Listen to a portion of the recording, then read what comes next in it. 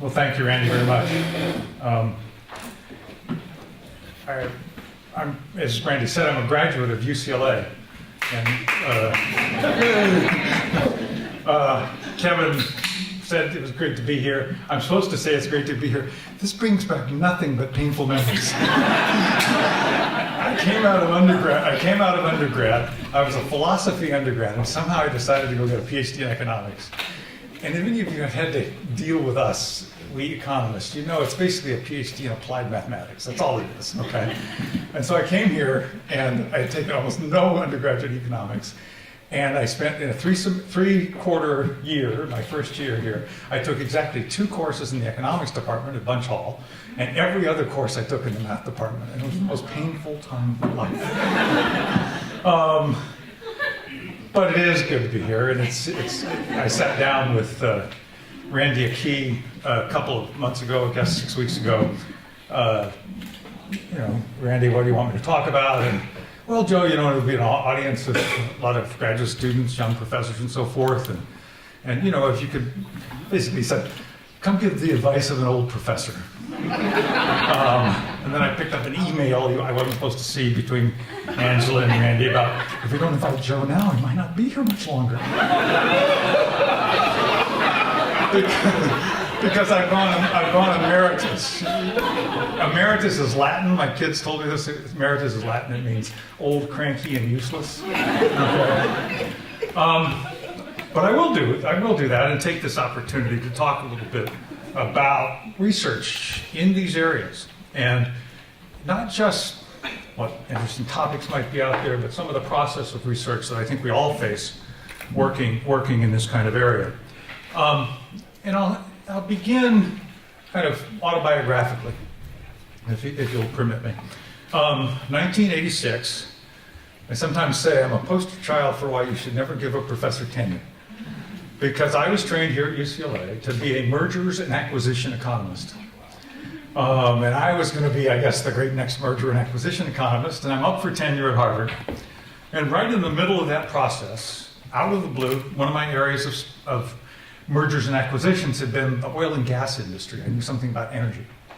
Right in the middle of this process, in 1986, I'm sitting in my office at the university, and there's a knock on my door one afternoon. I open the door, and I'm looking into the chest of some very large people, and I look down, they're wearing cowboy boots. And I look up, and it's a delegation from the Crow tribe of Montana. And I live at Crow basically for the last 22 years in the summers. Good friends and so forth. Crows are really known for being tall. They win the state basketball championship in Montana quite frequently. They're in their cowboy boots, the cowboy hats, and they're all about 6'4". And I'm a little guy, and I'm sitting looking. And they had come to Boston looking for someone to help them negotiate a coal contract.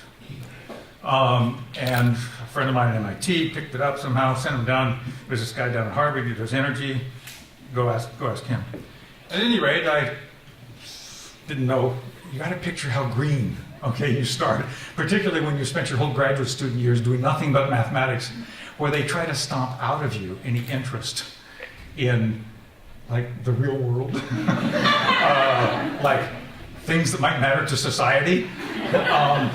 So I put down my pen and paper where I was doing mathematical equations, and I started talking to the Crow, and I ended up going out and helping them negotiate a coal contract. And while I was out there, I met 2 fabulous gentlemen who I regard as my mentors. At the time, the chairman of the tribe, Richard Rielberg, and one of his advisors, Barney Old Coyote, both tremendous individuals. And they kind of took me under their wing, because here I was at Crow, where they're the 3rd or 4th largest owner of coal in the world. They have the richest grass, literally the highest protein grazing grass in the world. They have timber resources. They have the highest rate among the Northern Plains tribes, at least at that time, of educational attainment. And yet, I went to that community, and I witnessed simmering political violence, probably 80% unemployment, maybe 85% unemployment, suicide rates that were many times the national average even for Indian country. And so I started wondering about mergers and acquisitions. This seems more interesting. What's going on here? And I'll never forget He's now passed away. My mentor, Barney Olkaya, put his arm around me. Joe, come on and hang out here for a while. You might be able to figure something out. And this is how the Harvard Project on American Indian Economic Development got started. It actually got started, I came back from those trips, and I called up a professor at Harvard, a guy I'd never met, a fellow named Steve Cornell, because I asked one of my undergraduate research assistants working on mergers and acquisitions, anybody at Harvard have anything to do with Indian affairs? Call up this guy named Cornell. We stuck up a little partnership, we agreed, and we sent a cold call letter. This is how research starts. Those of you just launching your research careers, sent a cold call letter to 5 foundations. You got a picture of how green I was. We were just as green as could be. There's some interesting things happening in Indian country because we had just picked up, I'd been at Crow. Here's an article in Business Week magazine about Mississippi Choctaw starting to create real employment. So things were changing in Indian country at the time. And the Ford Foundation gave us, I think it was $40,000, play money to them, I guess, and said, go play. First thing you do as a professor, first thing you do as a graduate student when you're going to work on a project, you go do your literature survey, right? When you surveyed the literature on economic development in Indian country in the late 1980s, every single thing you could find was written from a federal government perspective. What could the federal government do to go improve conditions on Indian reservations? How is the trust responsibility being mismanaged? What happened to treaty rights? But everything from a federal perspective. This wasn't working so well, since by that time, American Indians living on reservations were the poorest identifiable group in the United States. So green as we were, we decided we'd actually, believe it or not, for a professor of economics, you gotta realize how weird this is. We'd actually go out and talk to people in the field. And so we used our $40,000 to rent a bunch of rental cars and went out, and some of these folks are now some very, very good friends, went out and tried to just start to talk to people. The Ford Foundation got mad at us because we couldn't write anything for a long time. Because we'd go out there and we'd talk to, we'd go to one tribe, we'd go to another tribe, we'd talk to the tribal leader, tribal education director, tribal attorney, so forth and so on. And then we'd get back in the car, and my colleague is a sociologist, and our graduate students would sometimes be with us. So you got a picture of, driving along in the rental car, the economist, the sociologist, and maybe Manly Begay, our education graduate student at the time, fighting over, well, what's causing all the poverty and how to cure it? And the economist knows the answer. It's saving and investment in capital. And the education guy said, no, it's education, education, education. And the sociologist is in the back seat, babbling away. We couldn't understand what he was talking about. But gradually, it starts to hit you. It starts to hit you. You go out at Crow, and you find out that in 1948, a non-Indian lawyer, apparently part of a crooked land scheme group trying to transfer reservation lands into non-Indian hands, wrote the tribal constitution. And in this constitution, it said every adult member of the tribe shall be a member of the tribal council. A quorum shall be 100 people. Tribal council shall meet on the first Saturday of every quarter. End of constitution. This was an undergraduate political science. This is a recipe for mob rule. And Kevin stressed again and again, behavior follows from the structure of these institutions. And sure enough, non-Indian lawyer writes the Constitution in 1948, and by 1988, the place is literally the chairwoman of the tribe being surrounded by a phalanx of her own citizens with shotguns so she could address her own people. Started to hit us that governance might matter. Duh. And so this focus on governance, it wasn't about savings and investment and access to capital. It turns out capital is an effect, not a cause of economic development. Education, good education systems. What we kept finding was everything fell apart when the tribal government wasn't holding its own act together. You couldn't hold on to the good language teacher. You couldn't hold on to the good attorney, et cetera, et cetera. And so out of this work came this tremendous focus in this work on governance. But a second focus comes out of this. we run into this name, the Harvard Project on American Indian Economic Development. Where'd the title come from? Ford Foundation is about to give us $40,000, and they say, what's the name of your project? I just blurt out on the phone, oh, it's the Harvard Project of American Indian Economic Development. That's how it starts, for real, okay? And we very quickly learned it's not about economic development, it's about building healthy communities in every dimension. It's about nation building. That's where we started talking like that. It's about nation building in every dimension.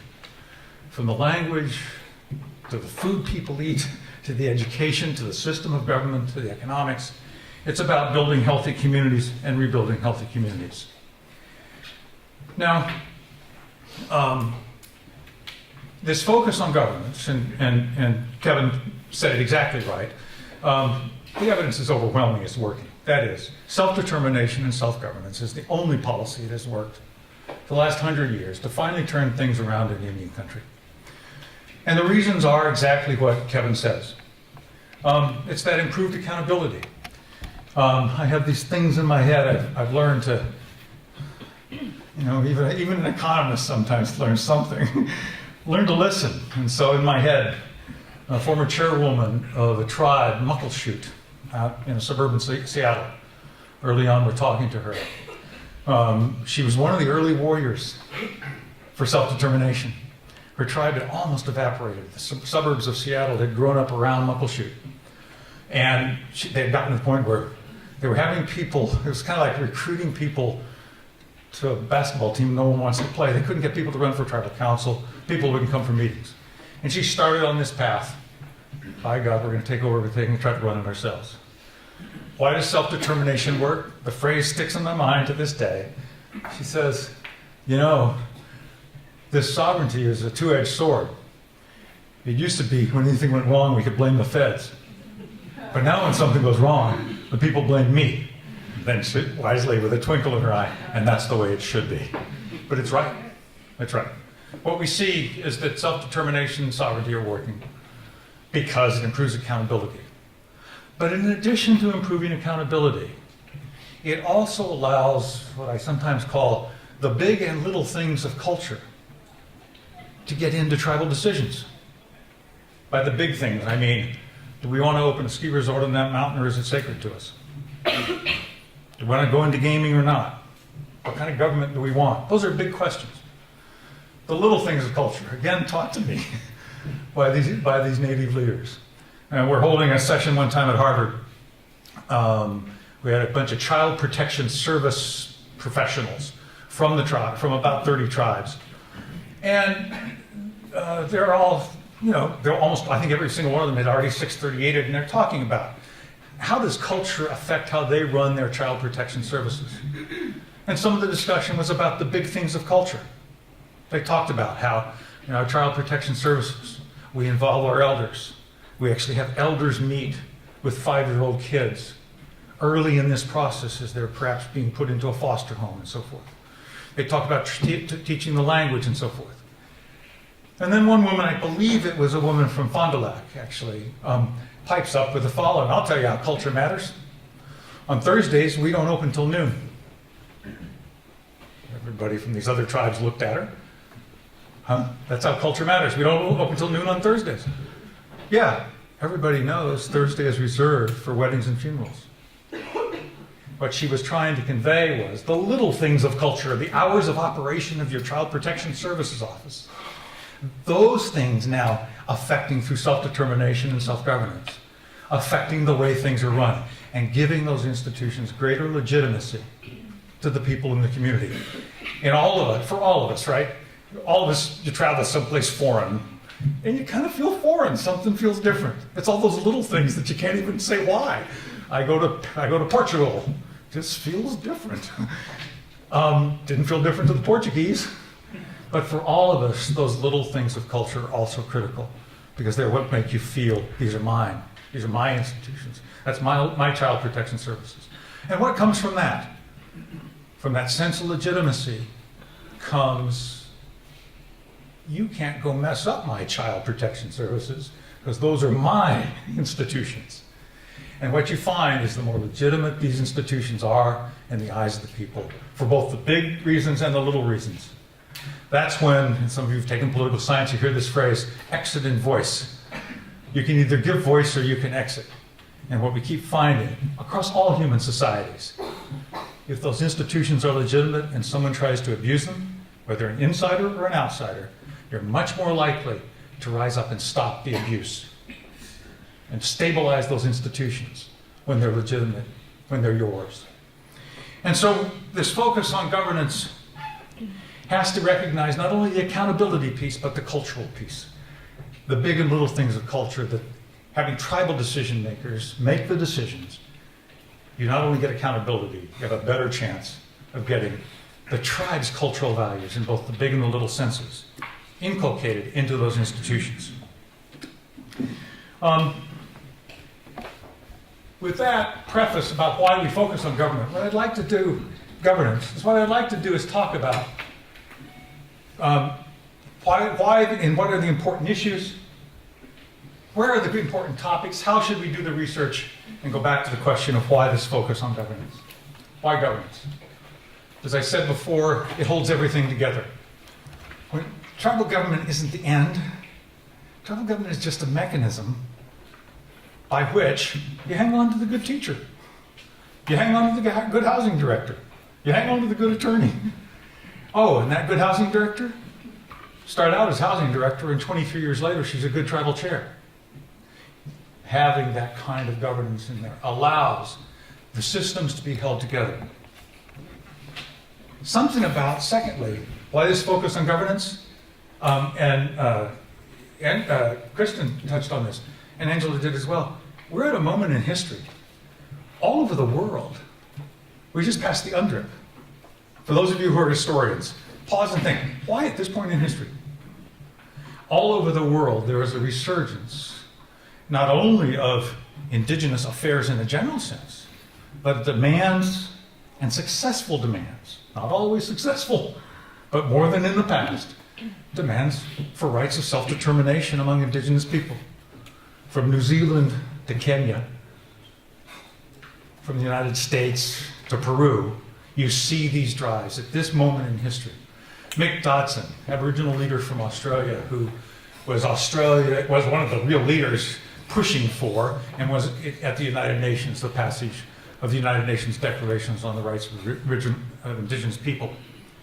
Mick says, the time for shouting into the microphone is giving away to the time to do something. And what he means by that is fighting for rights, having rights, inherent rights, finally recognized by a dominant institution, by the United Nations. It's time to go build the school. It's time to go run the housing department. And so we are, for some reason, I don't understand this. It's a research topic to me. I don't understand it. We are at a point in history in which the pressure is on to do something. That is, to use the rights to rebuild and to remake indigenous communities in their own self-determined ways. Part of good governance is summed up in a phrase by my colleague at the University of Arizona, a law professor. We're all part of like a clique, Carol and all of us, we're all part of like a clique. Rob Williams, he says, this is a bad time to go to court and fight for sovereignty. Courts aren't very good right now. He says, the best defense of sovereignty is the effective use thereof. The best defense of sovereignty is having the best damn police department you can have, having the best housing department, the best child welfare programs, the best schools you can have, because it becomes much more harder to attack self-determination. Interestingly enough, I do a lot of pro bono expert witness work for tribes. I find lower court judges quite open to tribal sovereignty. The lower court judges quite frequently just want to know that people are getting their needs met. And so when the tribe comes in and says, we're placing all of our kids in tribal member foster homes, we have lower rates of juvenile delinquency coming out of those homes than when the county used to control foster care on this reservation. The county judge says to the county, get out of my court. The kids are doing fine. The best defense of sovereignty is the effective use thereof, just running things well. But at some sort of bigger level, the role of government internally is as dispute resolution. One of my pet peeves is a kind of dehumanization of indigenous people that goes on around the issue of governance. If you go back and you read the anthropologists, virtually not a single one of them an indigenous person in the 1950s and 60s. Virtually not a single one of them a person of color in the 1950s and 60s. And you read these anthropologists, and I love anthropologists, some of my best friends, I invite them to dinner even. Okay. But go back to the 1950s and 60s, and there's this literature. And it's all about a bunch, pardon me, a bunch of romantic white academics dreaming that, oh, those indigenous people never had any need for governance in their history. Any of you know anything about your own history? Obviously, most of you are indigenous here. Okay, this is absolute drivel. Where does it come from? It came from. There's actually research on this. It comes from right after the dropping of the atom bomb. This tendency in academia to start to blame modernism for every problem. Okay, and looking for a glorious day in which none of these problems that had led to horrific things had happened. But it's dehumanizing to indigenous people. It's dehumanizing to indigenous people. We have governments because we're human beings and we don't all see the world the same. A tribal government's tribal council, whether it's traditional form, as in some of the pueblos, or at Citizen Potawatomi, a very Western-looking council and court system, something like a tribal council is nothing more than a dispute resolution body. It's not just your courts who resolve disputes. If I'm a good guy, trust me. You guys trust me, right? I'm a good guy. I really think we need a new health clinic. Sherry over here thinks we need some new computers in the school.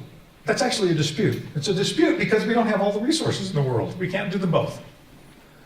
And so we human beings develop mechanisms. We have throughout history developed mechanisms by which to resolve those disputes. And the challenge in governance, is to make decisions that are, Sherry's not going to be perfectly happy, I'm not going to be totally happy. Maybe I will, because I'll win. But will the loser try to blow the place apart? Because she lost. And look at tribal governments today, look at the United States today, look at government after government. There is this challenge. We're not going to all get along. We're going to resolve our disputes. And what all the research says, and this is where Indian country is teaching the world important lessons, when you have culturally legitimate decision-making mechanisms to make those kinds of decisions, collective decisions, call them governance if you will, you got a much better chance that the loser won't blow the place apart when she loses. And that's where that kind of stability and staying on track comes from. And so the challenge of this focus on good governance is both the running things well, having the good police department, the good housing department, etc. But at a more fundamental level, it's making decisions in a way where everyone isn't going to agree, but making them in a way where even when you lose, you're still proud this is your tribe. This is your country. This is your nation. Well, I'm stressing, obviously, issues of legitimacy. So as I look across the field, and Randy says, Joe, you're getting too old to do any more research, so what do you think others ought to work on? What do you think others ought to work on? Legitimacy is one of them. Legitimacy is one of them. Here's an important contribution by the UCLA American Indian Studies program. A few years ago, Navajo graduate student, I'm old, I can't remember the name at the moment, wrote a nice review article about the work of the Harvard Project. And the punchline of the article was, yeah, these guys have some stuff right. You know, they're getting some stuff right. You need good government to make decisions and not blow the place up. But what those guys can't explain, everybody's heard that nation-building message by now. In fact, my God, it's like whatever it talks about. Why does one tribe get it and take off and reduce its suicide rates, improve the education of the kids, improve the lives of families, and another tribe doesn't? And this is an important challenge. This is an important challenge. It's actually a challenge and a place where research in Indian country is gradually teaching the rest of the world. And this is an important theme here. This research doesn't have to be off in a corner, ghettoized anymore. This research is front and center with what nations all around the world are challenged with what nations all around the world are challenged with. Because the same questions are being asked all around the world. Why does country A sort of get its act together? And country B goes into civil war or wallow in poverty. This challenge, we think, has a great deal to do with the regeneration of legitimate forms of self-governance in communities around the world where that self-governance was stomped upon for centuries by colonial powers. You look across Africa, for example, and using completely different language than anyone in this room would use. The research says, Africa, some countries doing okay, most of them poverty-stricken. The foreign powers, the Portuguese, the Dutch, the British, etc., pulled back in the 1960s and left behind all their institutions. In this room, we'd call it the IRA, right? They left behind their institutions. Matthew Fletcher was talking about these kinds of systems of government. And for those nations in Africa, for whom that was just a horrible cultural fit, they're the ones where you see the most stark poverty in the world, where you see not simmering violence, but outright violence in those nations. Those countries that got lucky, and that system left behind by, say, the French or someone, kind of fit them, they're the ones that are at least holding it together a little bit. So this issue of legitimacy and finding legitimate forms of government is a front and center topic that we're just beginning to understand. Part of it has to do, where does that come from? Where does that leadership come from? Here's how real scholarship is done. So I'm flying on the plane back from Washington, D.C. to Boston, racing back to try to get to a faculty meeting. And the joke about Harvard from the president of Harvard is, and some of you remember this, from actually the dean of law school, I can hold a faculty meeting on the plane back from D.C. more than I can hold one here, because everyone's down in D.C. And I'm riding with one of my colleagues who's an expert in international development. And I'm telling him these stories that were more known in this room, some of the ones Kevin touched on, these places that just turn themselves completely around, Chickasaw Nation, Choctaws, on and on. And my colleague is very interested. And he says, well, that's really interesting. Let me guess. 9 out of 10 times there was a single individual who kind of rose up, took the place by its bootstraps and pulled it along. And pause for a minute and think about places, or even small, less than the whole nation. Maybe it's the tribe's housing program or something. Leadership is critical. Leadership is absolutely critical. And his guess, 9 out of 10 is about right. Because if you look across Indian country again and again and again, leadership is absolutely critical. As you may know, research on leadership is horrendous. There's a constant angst. I teach in the Kennedy School of Government. We have a huge leadership institute. It's our biggest money raiser. Universities, at least my university, is all about the money. It's our biggest, at the Kennedy School of Government, it's the biggest fundraiser we have. We run these executive education programs for business and government leaders to come take leadership classes. And behind the scenes, at our faculty meetings, we're talking like, what in the hell are we teaching? We don't know anything. We don't know anything. There's research to be done. Those of you who are going to be academics, you're getting a little glimpse of what it's really like. Indian country has tremendous lessons to teach itself and the rest of the world because of example after example over the last 30, 40 years. And there have always been leaders, but in this era of self-determination. And if I were doing the research, Randy hadn't discouraged me by telling me I was so old, I'd start with the obvious questions. What did they do? Where did they grow up? What were their relationships with their elders? These kinds of questions are questions that need to be addressed in our research. And it's a tough area. It's a tough area because those leadership qualities are so hard to pin down as to what they are. Also, where's the healing come from? Where's the healing come from? We often get criticized at the Harvard Project. Oh, all you guys talk about is, nation building and good government, etc. You're not talking about the trauma that exists in Native communities. In a sense, that's right, because we don't know how. We don't know how. It's real. You know it's real, you feel it, but we don't know how to talk about it. We kind of feel like We keep saying, seems like the healing is in the doing. That's why I put healing on the same line with leadership.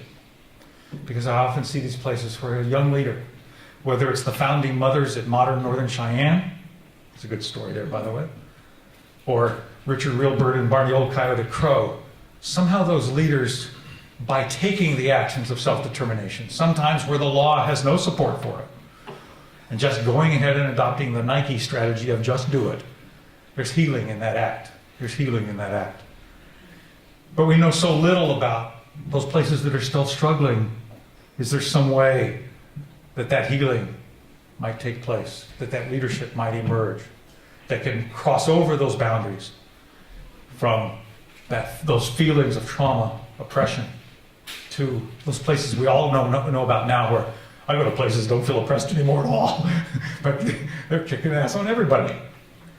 How does that happen? I don't think we know. I think it's an important area of research. Education. I think it was mentioned this morning, I think Matthew again mentioned this, education. Sherry Solway Black is on our Honorary Nations Board of Governors. One of our fellow board members, Regis Pecos, one time says to me, he was former governor of Coche de Pueblo, very prominent nationally. Regis says to me, all my high school kids know where the state capital and the county seats of New Mexico are, but they don't know a thing about their own tribal government. Because kids get taught American high school civics. There's all kinds of research not being done in Indian country that says, of all things, those boring classes in high school on civics matter. When you're 14 or 15 years old and you're beginning to, sometimes only subconsciously, beginning to form images of what does it mean to be a citizen, what does it mean to be an adult, are there responsibilities? It isn't always going to be this fun as when you're 15. Turns out those things like high school civics, there's all kinds of research says it matters. Consciously, the federal government, in running the schools for decades and decades and decades, made sure that didn't get taught, because the last thing you were going to do would be to empower tribal governments in the 1920s, 30s, 40s, 50s, 60s, 70s. And so there's a huge need in education.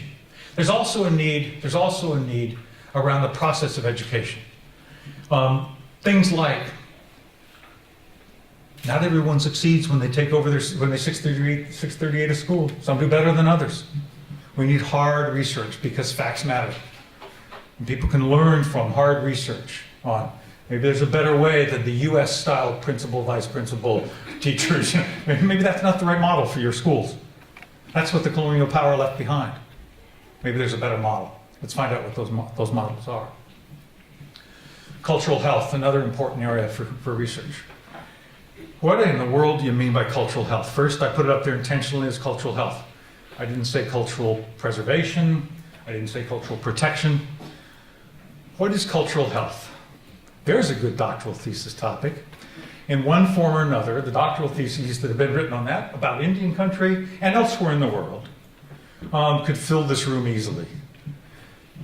It's a very hard thing to define. The best definition I've ever heard of cultural health. True story. Most of my stories I've told you aren't true. This one's true.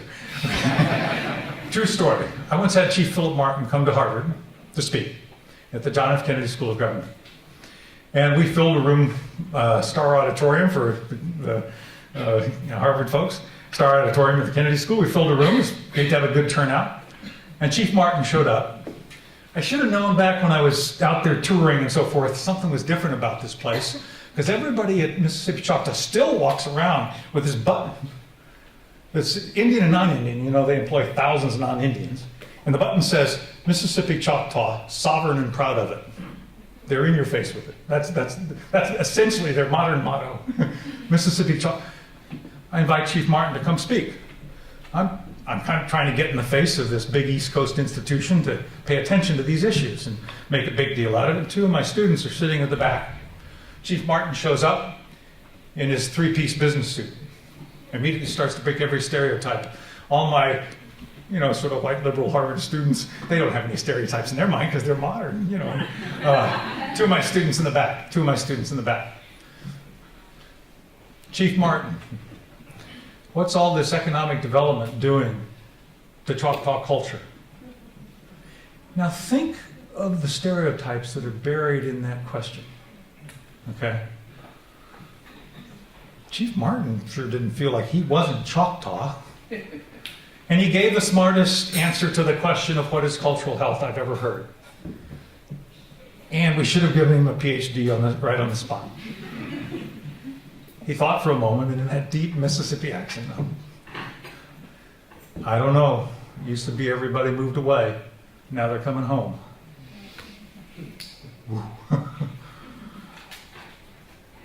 We need research in these areas.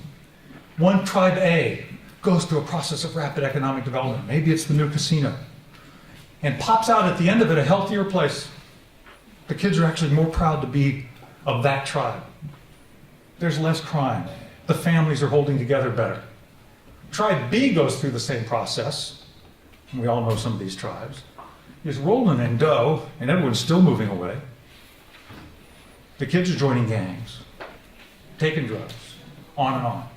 What is it about these processes? The lessons are not that change is horrible, because Tribe A comes out healthier by every standard, including the community's own standards of kids are prouder to be who they are, there are less health problems, they're better families, and so forth. Tribe B comes out worse. We don't understand those processes. We think it has something to do with the continuity of identity during change. The continuity, we think this is one of the reasons why self-determination is so important. If you feel like you're in charge of the process of change, you can actually build identity. We didn't used to run that ski resort, but we run it now. We didn't used to run that factory, we run it now. There's lessons in that for a community. I'm struck by a story, and Kevin and I have many of the same stories, I think. Salish and Kootenai, of the Flathead, Salish, the Confederated tribes, Salish and Kootenai tribes of the Flathead Reservations is the official name. There was never a tribe named Flathead. It's actually, I thought it was something about French trappers or something. No, it's actually a name, something about a mountain, is what they tell me. There's never a tribe named Flathead. If you go out to Salish and Kootenai now, you go out to Flathead, and I do this all the time, more and more you will hear young people say, well, what tribe are you from? I'm Flathead. Is that a good thing or a bad thing? I will assert to you, it's actually a good thing. You're watching, where does any of our identities come from? You're watching a community. The first true total self-governance tribe, they won an Honorary Nations Award for this, the first truly self-governance tribe in the United States. They're building a new identity. Through no wish of their own, in fact the Salish and Kootenai weren't great friends historically, they got forced onto this reservation. And that's their history. They don't have a shared history, they have divergent histories. But they are building themselves right now a new identity. Kids are proud of who they are. They're proud of their community. They're proud of their families. They're proud of the Salish and Kootenai College. They're proud of their land programs. Why? Because they're building an identity that strengthens the lives of that community. How this process works, when it doesn't work, these are deep questions that I think we don't have very good handles on. I can only hint at things like, well, it has something to do with identity. That's pretty simple. I'm not helping you at all there. Concrete cultural match. This phrase, cultural match, again, it's just two nerdy professors riding around in a rental car, looking and saying, well, golly, these tribes over here have deep traditions of hierarchical leadership that kind of fit the IRA Constitution by pure luck, and they're doing pretty well. And these tribes over here have traditions of decision-making by consensus, and they're all killing themselves. Maybe there's something about this match between the culture of the community and the institutions of the community. Those lessons need to be drilled down into at the level of the education department, at the level of the housing department, at the level of the child foster care program. What makes for a good school system for this community? Not for somebody else. The Navajos aren't going to be able to go teach the Lakotas, okay, very well, okay, because they've got different cultures. How do you run things better? How do you get the big and little things into your schools, your housing departments, the health department, the police department, and so forth? And lastly, a major area. More and more, the law professors I talk to, more and more, thank goodness, we're not just training lawyers anymore to go out and file the next federal lawsuit, because it's not a good time. Where the action is go back to your tribe, or get hired by a tribe, and go help them build their new incorporation codes, their criminal justice codes, their estate law codes, their traffic laws, the game and fish codes. The development of tribal law is something that it's kind of known out there. We need to go look at what's working and what's not working across the different models in terms of the research that gets done. It's a tremendous area of development. We all know this. You go to a tribal government now, what are they doing?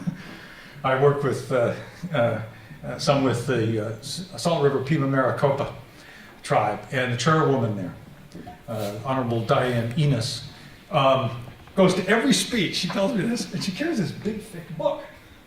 It's this big, thick notebook, and it's all, things are frayed and everything. She plops it down at every speech, and she says, "That's who we are. These are our laws. And I'm doing everything I can to build them as fast as I can, including new laws for slip and fall injuries at the tribally owned minor league baseball park known as Walking Stick on Highway 101 on the edge of Scottsdale, Arizona." That's the kind of law they're developing. Okay, why? Because the best defense of sovereignty is the effective use thereof, and she knows it. We need to know the best and worst practices in this arena. What methods of research? Best and worst practices. It's often unfashionable not to talk about the worst practices, but we have to look at what's working and what's not working. Tribal self-determination and self-governance is not a blank check, it's not a panacea. Tribal nations are like any other nation in the world. You can fight mightily for the recognition of inherent rights of self-determination and self-rule. You can get those rights and then fall flat on your face trying to exercise them. Kevin, you must deal with this all the time. And we all know what happens.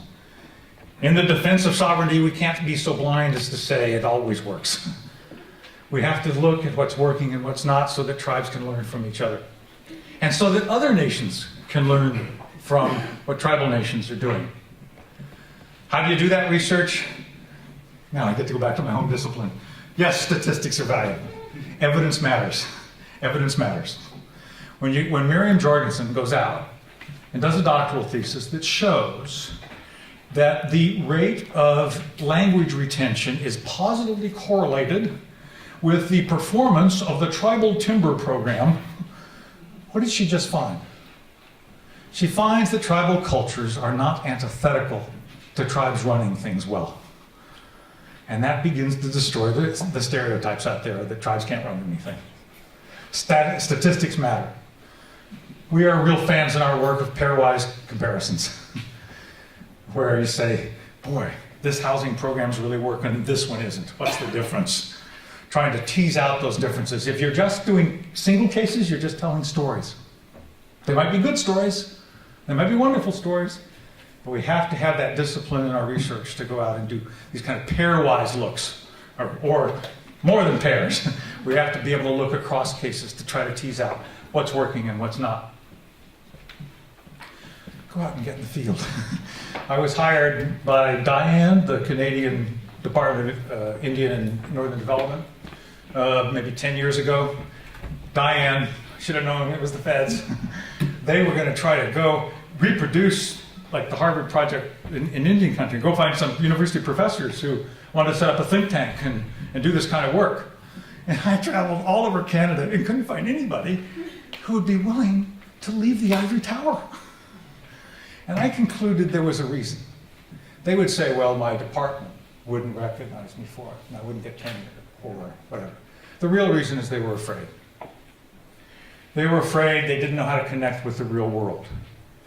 And so you found scholars who were writing articles about Native affairs who had never basically set foot in a First Nation.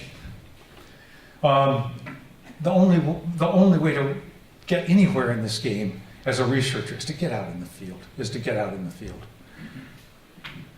It has to be interdisciplinary partnerships. I get my hand slapped appropriately all the time. I stick my fingers into education, and I don't know what I'm talking about, and I stick my fingers into leadership theory, and I don't know what I'm talking about. But the challenge that we're all faced with, in these areas, is interdisciplinary. One of my graduate students says, it's like the everything bagel. It's the everything problem. How do you build a healthy community, a healthy society? It's like the human problem. It has to be interdisciplinary, and we have to have the guts and the tolerance to learn different languages, to talk to different people, to listen to others' research, and try our best to learn how to communicate across disciplines. At the same time, we have to be firmly trained in our own disciplines. As an academic, they're going to give me tenure for being a mergers and acquisitions economist, and the day they give it to me, I take a left turn and go do something completely different, which I've done the rest of my career. But being grounded in those disciplines is valuable because it allows you to stick it back in their face sometimes. It allows you to phrase that argument in a way where they can't. Such a tendency around Native affairs to think of it as sui generis. It's a small, odd place over here that doesn't have any relevance. But when you stick it back in their face and point out, well, we did all those work on constitutions, and we love this at Harvard. We're like, when the Kenyans got in their constitutional crisis 3 years ago, remember Kenya almost came apart, the two presidents? They didn't come talk to the United States government. They toured 6 U.S. Indian tribes because they wanted to know how to do constitutional reform that fit them. Then your institution's set up and, well, yes, our professors are dealing with Kenya now. Okay, well, BS, they're not doing it, we're doing it. Okay, but it's valuable to be able to fight in those disciplines as a scholar. But at the same time, you have to be able to make your work useful. They're going to make me quit. I could go on for 5 or 6 more hours. You have to make your work useful. We have an obligation as scholars to make the work useful to the communities in which we work. The medical profession has this phrase, do no harm. I think those of us who are scholars, native or non-native, I come from the white yuppie tribe, okay. Native or non-native, we have an obligation if we're going to go out and work in Indian country. It's more than an obligation to do no harm. It's an obligation to do positive good, to give back in certain ways, to set up that new teaching program, to go out and recruit more graduate students, to go out and do, like Native Nations Institute at the University of Arizona, executive education programs, the continuing legal education programs here and elsewhere. These are our obligations as scholars. I'll jump ahead. Told you I'd go for 4 or 5 more hours. Because ultimately, that's what this work is all about. So good luck to all of you and all of your work, and come see me in the retirement home. Randy will be there helping me. Thank you.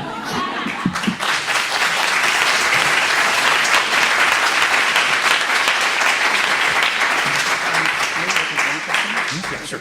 So we've got time for one question. If there's anyone, it better be a good question at that, or we will all shame you. Apple and Google should not merge. Okay. Tim. How old is he? 3 years old. Hey, Tim. Joe, it's great to see you again. Great to see you, sir. Thanks for being here. Every time I sit and listen to you talk, I just blaze with questions and thinking, wow, it's always great to hear these over and over again because it never gets old for me because we're one of my mentors at Harvard. But, you mentioned the leadership aspect of it, and then you mentioned a little bit of the healing aspect.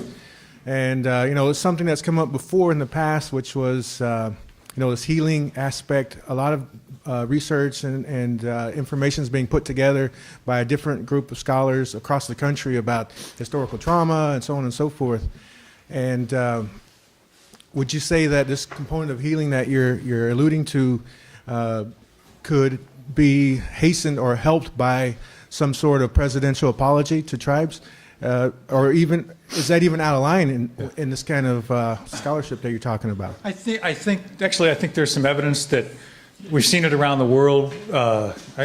Randy mentioned when he introduced me, I was down in New Zealand in the springtime being hosted by the Maoris and got to go to one of their treaty settlements. They're doing it like Canada, these treaty settlements. I think the apologies can be useful in that regard. But if that apology is used as a substitute for giving tribes the ability to run their own affairs, don't take the apology, take the running your own affairs. Because there's plenty of evidence that says tribes who never got any apology, okay, just went and did it. And this is important. I think the apologies are important, but don't let Washington, D.C. or the government of New Zealand use it as an excuse not to let tribes be able to run their own affairs. And it's so often done that way. Oh, we'll issue an apology, and that'll calm those native people down. He was a real rabble-rouser in my class, I'll tell you, okay? Oh, it'll calm him down. Don't let it calm you down. You got to have those rights of self-governance. Right. So, like for instance, you have the Mescalero tribe. When we talk about leadership, a lot of your research from the project talked about Wendell Chino and all those years that they had building the tribe up. Well, since he passed away, the tribe's been in turmoil. Yeah. And even today, there's a petitioning going around the reservation to remove the current president who was just elected. And so, we talk a lot about leadership, but unless we groom more and through this healing aspect, today, actually at Fort Sill Apache, which is the sister tribe to Mescalero, they're doing the 100-year celebration or commemoration of the release as prisoners of war by the federal government in 1914. And so, again, this apology thing can be beneficial, I believe. And I'm glad that Kevin's here today as well to listen to this, because we're seeking his office support for a presidential apology, not just to Fort Sill, but all tribes. Yeah. No, I think you're right about that, very much so. Well, thank you all very much for the information.